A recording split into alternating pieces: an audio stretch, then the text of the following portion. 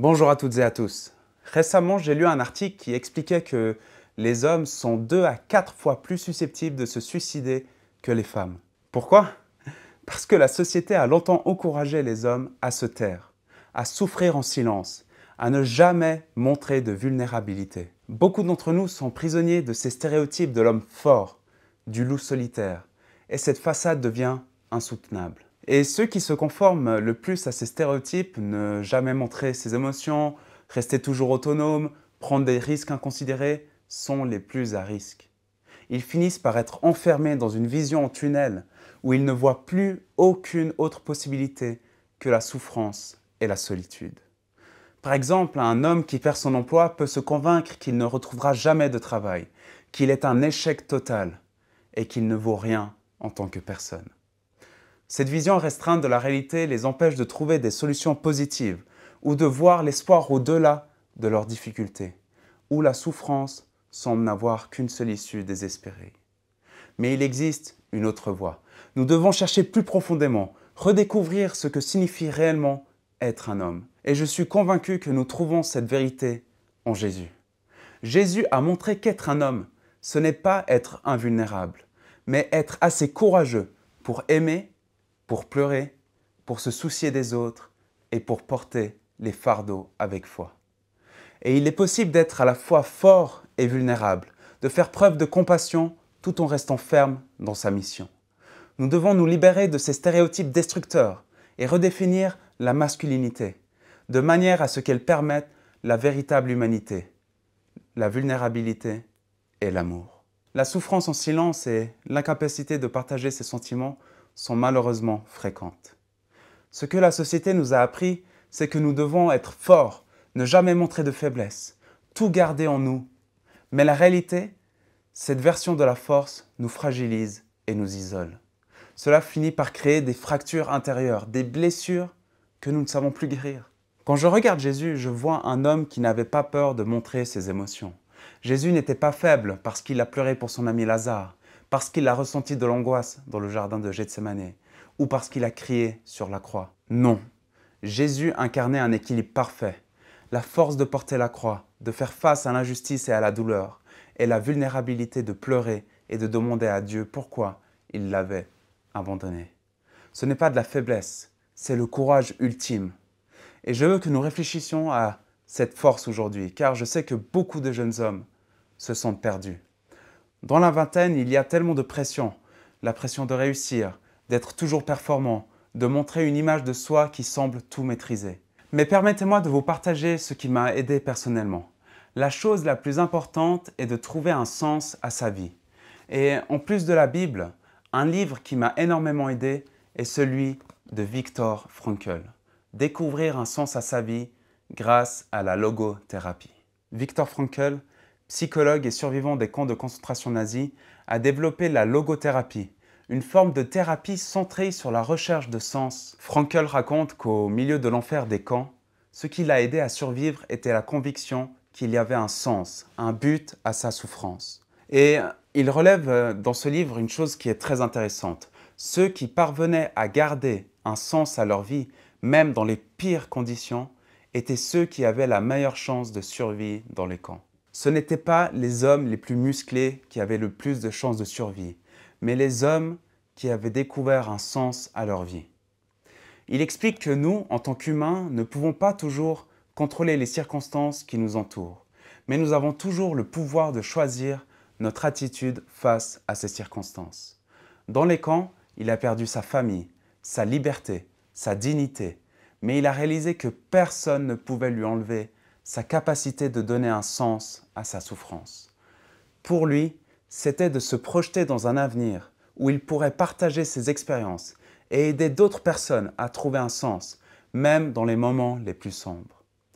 La logothérapie de Frankl est fondée sur l'idée que la recherche de sens est une force motrice fondamentale de la vie humaine. Trouver un sens ne signifie pas nécessairement réaliser quelque chose de grandiose, mais plutôt donner une valeur à chaque jour, à chaque petit acte et à chaque relation. Pour Frankl, même la plus petite action peut être pleine de sens si elle est accomplie avec amour et dans la perspective de contribuer à quelque chose de plus grand. Et c'est un rappel puissant. Peu importe à quel point la vie semble sombre, tant que nous avons un but, nous avons une raison de continuer à avancer. Vraiment, choisissez quelque chose qui vous intéresse, quelque chose qui vous donne envie de vous lever le matin et commencez à y travailler. Trouvez un moyen de contribuer, que ce soit à votre famille, votre communauté ou simplement une cause qui vous tient à cœur. Ce qui donne du sens à la vie selon la Bible, ce sont souvent des choses qui peuvent sembler insignifiantes, mais qui ont un impact profond. La Bible nous enseigne que même un simple verre d'eau offert à quelqu'un qui a soif a une valeur inestimable aux yeux de Dieu. Ces actions, aussi petites soient-elles, peuvent transformer non seulement nos vies, mais aussi celles des autres. Aider quelqu'un dans le besoin, tendre la main à une personne qui souffre, écouter un ami qui traverse une période difficile. Ces actions peuvent sembler modestes, mais elles ont un impact immense. Et l'apôtre Paul nous encourage à travailler avec ardeur et détermination, même dans les tâches les plus banales, comme s'il s'agissait de le faire pour Dieu lui-même. Que vous fassiez des travaux manuels, que vous aidiez à nettoyer, que vous écoutiez quelqu'un avec empathie, tout cela peut être rempli de sens quand c'est fait avec amour et dans l'objectif de glorifier Dieu. Et Jésus a lavé les pieds de ses disciples, accomplissant un acte d'humilité qui, aux yeux du monde, pourrait paraître comme un acte de faiblesse, voire de soumission. Pourtant, cet acte est en réalité un puissant modèle de service et d'amour. Il montre que la vraie grandeur se trouve dans l'humilité et dans le fait de servir les autres, même lorsque cela pourrait être perçu comme un signe de vulnérabilité. C'est une force qui va à l'encontre des normes, du pouvoir et de l'orgueil, mais qui représente ce que Dieu considère comme la véritable essence du leadership. Trouver un sens, c'est comprendre que chaque action, chaque geste, aussi petit soit-il, peut être une expression de l'amour de Dieu et une contribution à quelque chose de plus grand. Même si vous pensez que votre rôle est mineur, rappelez-vous, mais rappelez-vous que chaque action positive crée un effet d'entraînement qui touche les autres et contribue à apporter un peu plus de lumière dans ce monde. C'est en servant les autres et en restant fidèle dans les petites choses que l'on peut véritablement découvrir le sens profond de notre existence. Et n'ayez pas peur de prendre des responsabilités. Le monde moderne veut vous faire croire que la liberté, c'est l'absence d'attache, l'absence d'engagement, mais c'est un mensonge. La vraie liberté se trouve dans l'engagement. La vraie liberté se trouve lorsque vous vous engagez à quelque chose qui vous dépasse.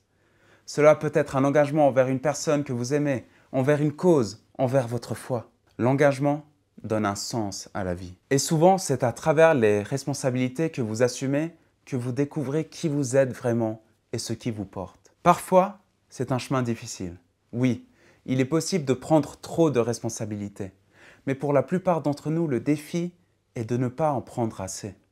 Et j'insiste vraiment, il est normal et même nécessaire de demander de l'aide. L'idée qu'un vrai homme doit tout gérer tout seul sans jamais montrer de faiblesse est toxique. C'est toxique. Si vous vous sentez submergé, si vous luttez contre la solitude ou le désespoir, sachez que la vraie force réside dans le fait de tendre la main. Vers des amis, vers la famille, vers des professionnels et bien sûr vers Dieu. Dans la Bible, on voit des hommes forts qui ont crié à Dieu dans leurs moments de détresse. David a crié à Dieu dans les psaumes. Élie, abattu, a demandé à Dieu de reprendre sa vie alors qu'il était seul sous un arbre. Paul a parlé de son épine dans la chair, ce fardeau qu'il devait porter. Et aucun d'eux n'était faible pour avoir fait cela. Ils étaient authentiques. Et c'est cette authenticité qui leur a permis de trouver la force de continuer. Et si vous ressentez aujourd'hui que le poids est trop lourd à porter, je veux que vous sachiez que vous n'êtes pas seul, vous n'êtes pas seul. Il existe une autre manière d'être un homme, une manière plus vraie et plus belle. Jésus est notre exemple, pas un loup solitaire, pas un conquérant invincible, mais un homme aimant, courageux, vulnérable et profondément humain. Et c'est le type d'homme que je veux m'efforcer d'être. C'est le type d'homme que je crois que nous pouvons tous aspirer à devenir.